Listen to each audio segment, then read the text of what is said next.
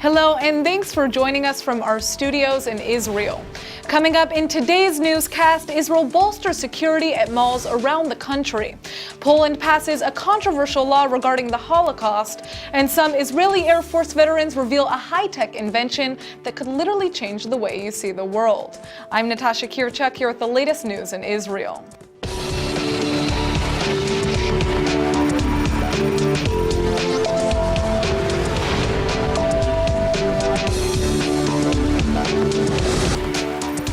Israel is on a mission to bolster security in Israeli public spaces just 2 months after a deadly terror attack shook Tel Aviv's popular Sirona Market.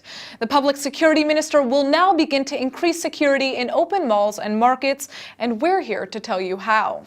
Israel will begin to bolster on-site guards and introduce new patrols to protect public spaces throughout the country. In the beginning of June, 2 Palestinian cousins opened fire on one of Tel Aviv's most trendy spots, the Sirona Market. 4 people were killed in the tragic terror attack and over a dozen others were wounded.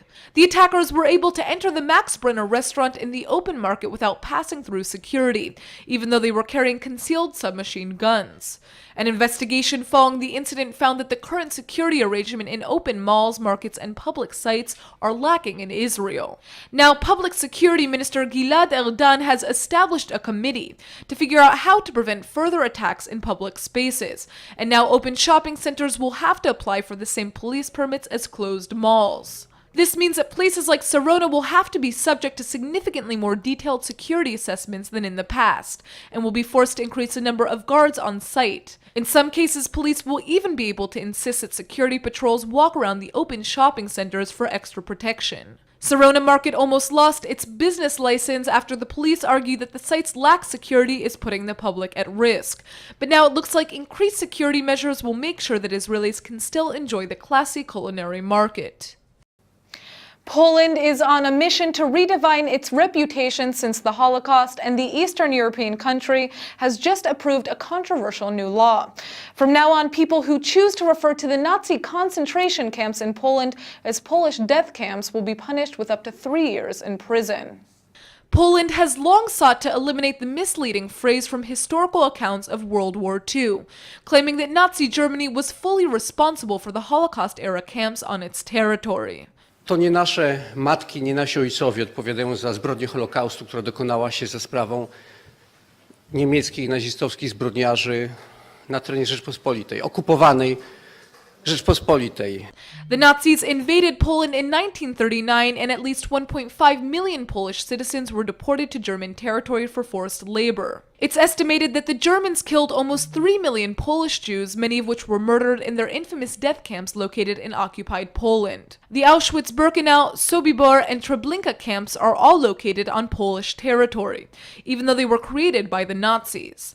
The matter is a delicate one in Poland, and the country has long campaigned against suggestions that it was responsible for the slaughter of European Jews. U.S. President Barack Obama mistakenly used the phrase Polish death camp in a past speech. So would he be subject to Poland's new law? The Polish justice minister seems to think so, claiming the law is harsh, but it is the law. Dura lex sed lex, mówi przysłowie rzymskie, i do tego bym odwoływał się. Prawo nie jest też rozwiązaniem idealnym. The justice minister says that if Israel can pursue Holocaust war criminals outside of the Jewish state, Poland also has a right to go after those who slander Poland's name. Gdyby myśleć w ten sposób, że ktoś coś może powiedzieć, albo ktoś znaczący, bądź będzie nam trudno ścigać kogoś w innym państwie, to w takim razie Izrael nie ścigałby tych, którzy negują zbrodnię Holokaustu, a ściga, tak? I jednak przynosi to efekty.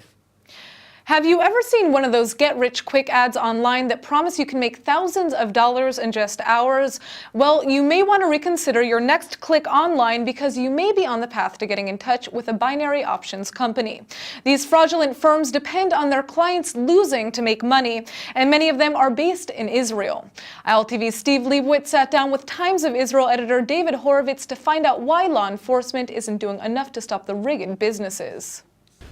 Look, we were not the first people to write about it, but Times of Israel is the only Israeli media outlet that is making it a priority because it's the biggest corruption scandal in the history of Israel. And it's the fact that Israeli law enforcement has not closed down a massive industrial scale theft can only be because either they lack the resources or they don't get it, or there is so much corruption here that the law enforcement is being persuaded not to investigate. Well, none of those explain explanations are adequate.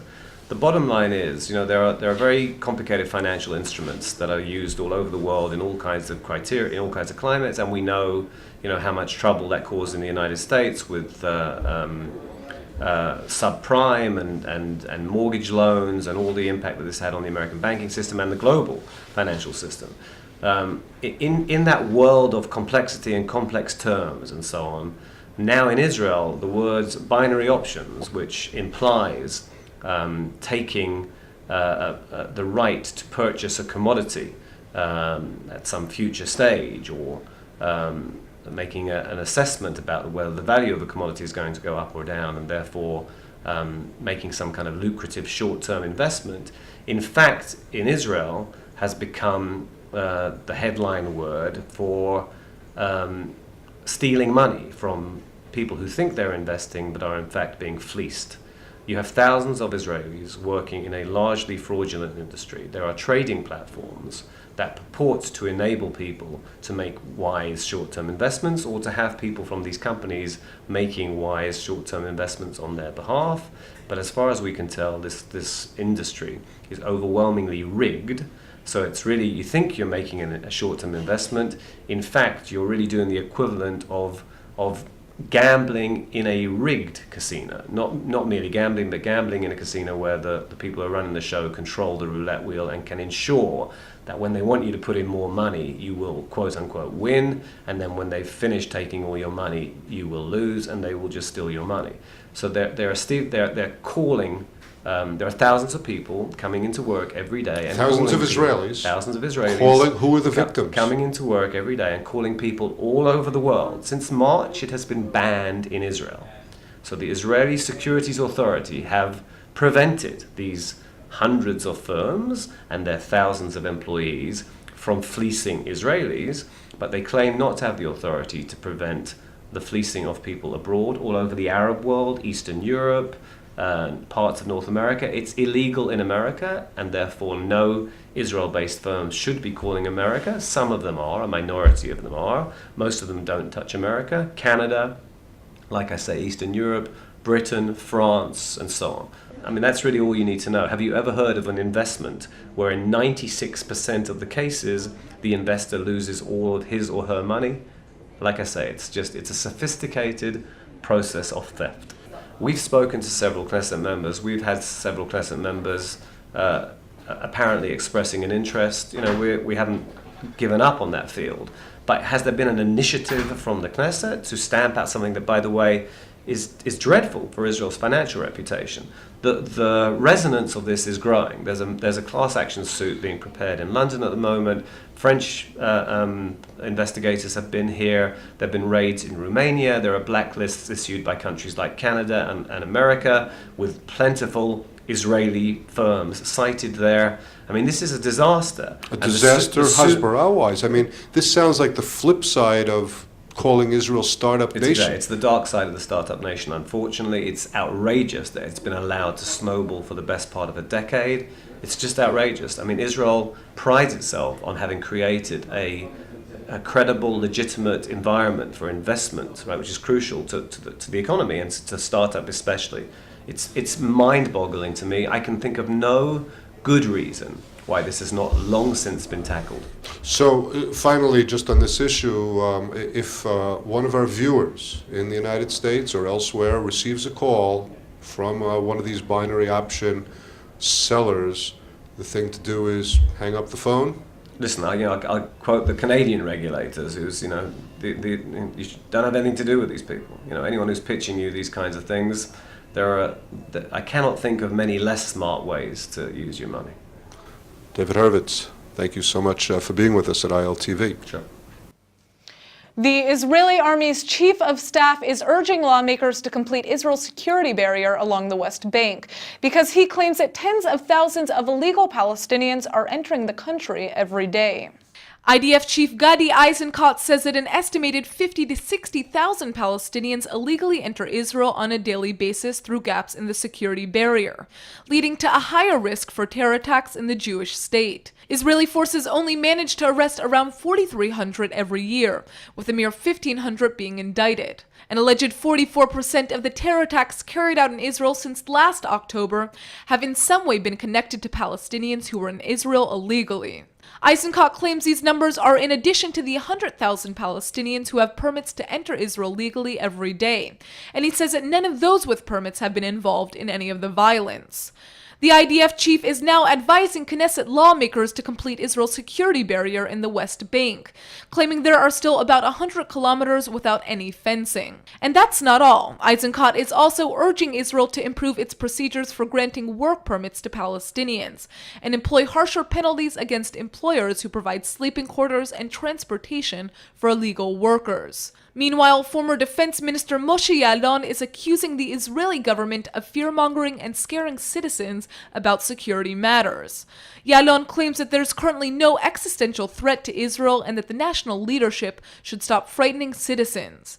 The former defense minister also took aim at his replacement Avigdor Lieberman, slamming him for ending a volunteer program for IDF soldiers with the children of migrants in South Tel Aviv. The Israeli government is coming under fire for a recent decision to ban IDF soldiers from volunteering with the children of migrant workers. But what is Israel's moral obligation to asylum seekers in the Jewish state? Joining us today in the studio is Knesset member Emil Ohana to give his insight on the issue. Thanks so much for coming in. Thank you, Natasha. So to begin, do you think this is a moral decision to ban soldiers from aiding migrant workers?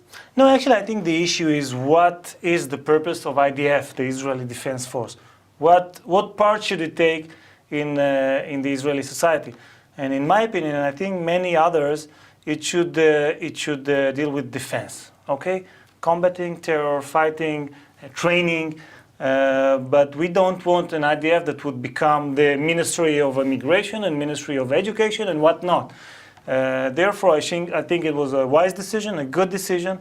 Definitely when we're talking about working with illegal infiltrators, actually this is what most of them are. I'm not talking about refugees, because Israel has invested throughout the years billions in stopping that illegal infiltration.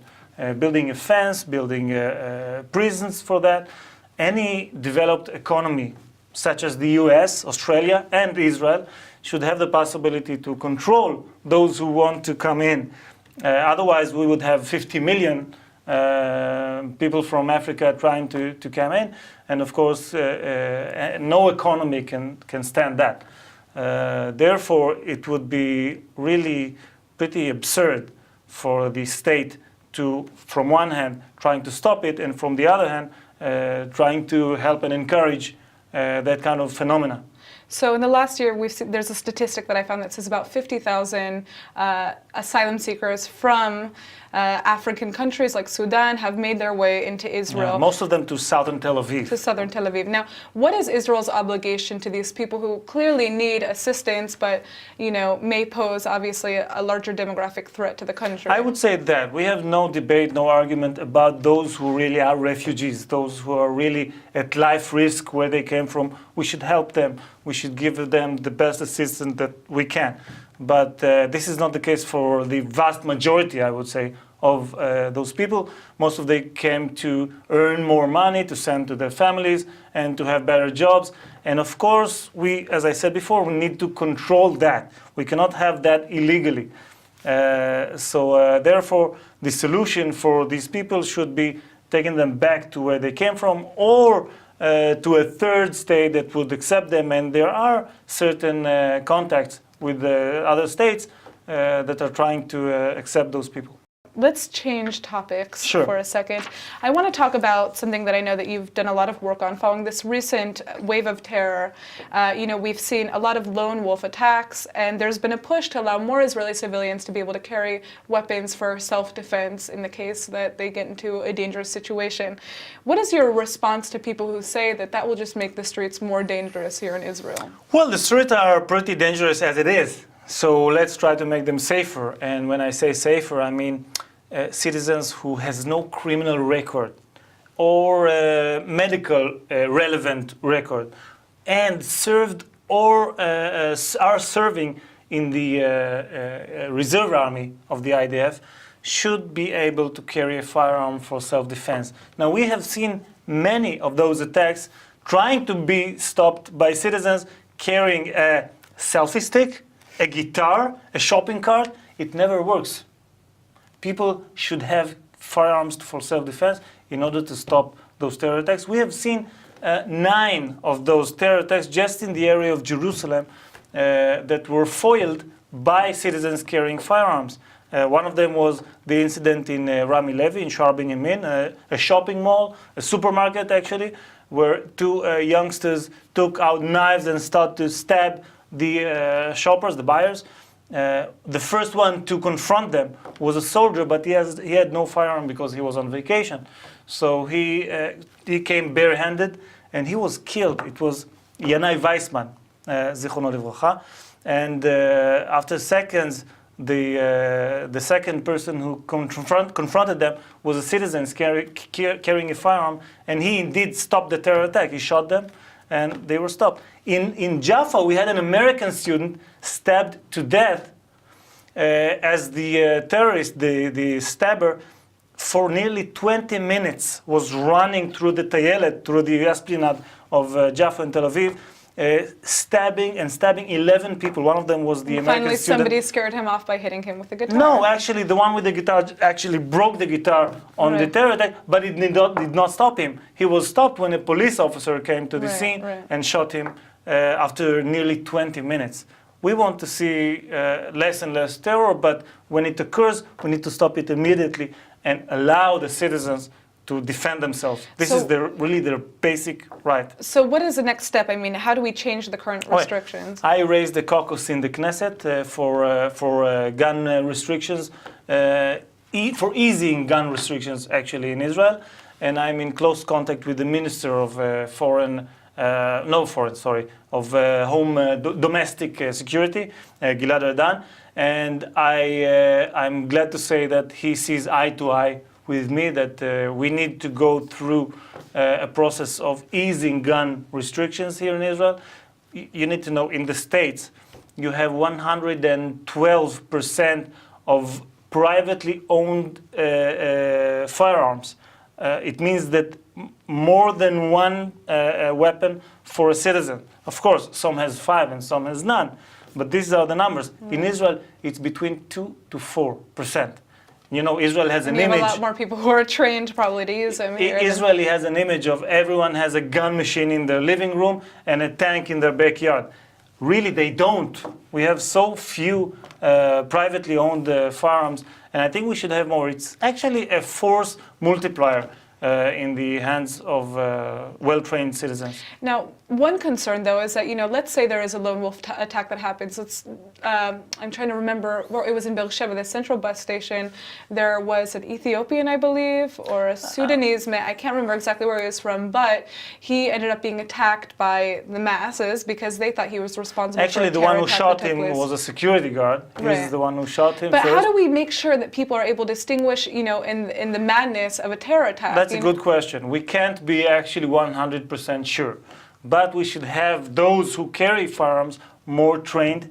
And in order to do that, my suggestion was that we don't need only to double, but to triple the training that people are going through right now when they are carrying firearms. So maybe require people to go through a training before they get those arms. That's right. Okay. We should do that. Because otherwise we would have weapons in the hands of people who are untrained, and that is even more dangerous than having none at all. So yes, I want people to be well trained. It's part of the program, and I hope we will see more and more of that. And of course, as a consequence, less and less terror attacks. Anyway, terror attacks will succeed. Right. Well, thank you so much for coming in. We'll see what happens with this bill that you're trying to get passed. Thank you. It's been a pleasure. It's been a pleasure. As great as it is to go skiing, it can also be dangerous. Sometimes people get lost on the slopes, they can't find their friends, or they even suffer fatal accidents after running into unexpected hazards. So here's the good news. Some Israeli Air Force veterans have teamed up to eliminate most of these concerns by creating a new high-tech invention that makes skiing even more fun. The Israeli startup Ride-On is bringing augmented reality to the slopes with its new high-tech goggles. The device is able to help skiers navigate, avoid potential obstacles, and even play games. The Israeli Air Force veterans who created the special headset say their creation is the world's first true augmented reality headset. And it was developed using their years of experience creating AR visors for fighter pilots. The goggles use Ride-On's innovative tech software with more traditional components, such as an Android-based computer, a battery, and an HD camera. It works by understanding where the user is looking at, his positioned his goggle, his head to. And this is the essence of the technology, how to realize this. So we take the regular sensors that are inside any cell phone, and we use our augmented reality technology and computer vision technology. We take low resolution video stream from the camera and we analyze the area and where you're going to, where you're skiing and where you're looking at. The high-tech headset is able to collect data straight from the field, or in this case, the mountains. Information about the skier's position, weather conditions, and altitude all appear in a user-friendly display. Plus, the special goggles can also post virtual objects and targets along the slope, so that users can play interactive games. And that's not all. The goggles even function as a social hub when connected to smartphones. You want to know where your friends are? So we have a friends radar. This friends radar, you just look at it and you see your friends. Here's Micah and here's Rachel. You can call them, you can send preset text messages just by looking at them.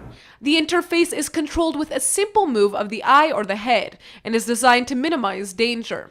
The Israeli technology could eventually be embedded in other types of eyewear for use across a spectrum of outdoor sports. Tech enthusiasts are warmly embracing this very cool wearable tech device. It's a social platform for skiing, for motorcycle riding, for light sports aviation, for everything. We are building an augmented reality operation system, so it can be used for all these applications. So far, more than 400 of the high-tech goggles are being used on ski slopes around the world, and the company is getting lots of positive feedback from users. Some were saying we want to use it for gaming, we want to go through virtual gates. Some say I want to know where my kid is. And some say for safety, so it's all combined. Some say for navigation, understanding where you are with virtual maps overlaid on the real world. Wondering if it's too dangerous for users to play games while hitting the slopes? Ride-On CEO Alon Getz says their product is much safer than other augmented reality games on the market like Pokemon Go because of the developer's military experience. It is dangerous as Pokemon Go, for example. People standing and driving and stopping and getting Pokemons. Yeah, but we have an advantage there. We are using augmented reality helmet for pilots since Israeli Air Force is since the 90s. Late 90s, so we understand the danger, so we know what to put in and what not to use as in augmented reality virtual objects. We will not, for example, when you start skiing, most of the display will disappear. Only when you get to intersection of piece, you'll see number 8 to the right, number 5 to the left. So far, the goggles have made a splash at the Rio Olympics, where they were chosen to participate in the Hype Foundation's Global Sport Innovation Competition. Plus, the Israeli company has already raised over $100,000 on a crowdfunding website. So if you're interested in placing a pre-order to get one for yourself, it will cost you about $630. All right, everybody. A couple of weeks ago, we reported on a very inspiring story for struggling musicians. One Hawaiian performer ended up playing an entire Matisyahu song in front of Matisyahu without even realizing who he was. And now it looks like the young musician's dreams are coming true, because he's just had the chance to perform side by side with the star. Ukulele player Kekoa Alama joined Matisyahu on stage at the Hollywood Palladium this past Friday night, in what was a remarkable set of circumstances. The two men only met last month in Hawaii in a coffee shop by chance. Matisyahu was in Maui for a music festival, and he somehow stumbled upon Alama performing his top hit one day at a local coffee shop. The Jewish-American star joined in on the singing, making for a prime YouTube video. And our children will pray one day.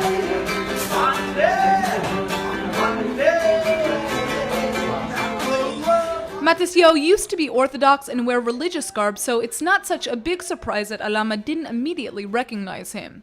But it all ended well because Matisyahu then invited him to come to California for an official introduction to the public. It turns out their duet wasn't quite as easy to arrange, because Alama couldn't leave Hawaii since he was on probation. So in a series of steps chronicled on social media, the Jewish reggae vocalist spoke to a Hawaiian judge, probation officer, public defender, and even a district prosecutor.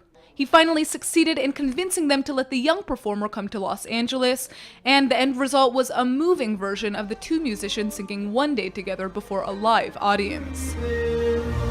Then I pray, don't take me soon, 'cause I'm here for a reason. Sometimes in my tears I'm down. And now for our Hebrew word of the day. A new report has just come out revealing that July has broken the global heat record. Now, it's more important than ever to be fully aware and proactive about protecting your skin. So today's word is krem hagana, which means sunscreen in Hebrew. Even if you're just walking around Israel, don't forget to put on krem hagana. You may not always be thinking about it, but with the rays of the Mediterranean sun beaming down on you, it's always best to be extra cautious. In fact, it's been reported that the Middle East has been hit hardest with the heat, so when you head to the Israeli coast, be sure to put on some krem hagana.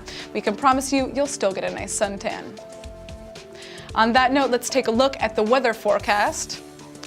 The weekend is almost here. Thursday is expected to be cloudy in the morning, but the sun should come back out in the afternoon with a high of 86 degrees. Friday should be sunny with a high of 86. All right, everybody, that's it for today's news. Today's exchange rate is 3.79 shekels to the American dollar. Remember to sign up for our daily newsletter at iltv.tv, and don't forget to check out our next update at 8 p.m. Eastern Time. Thanks for watching, and see you tonight.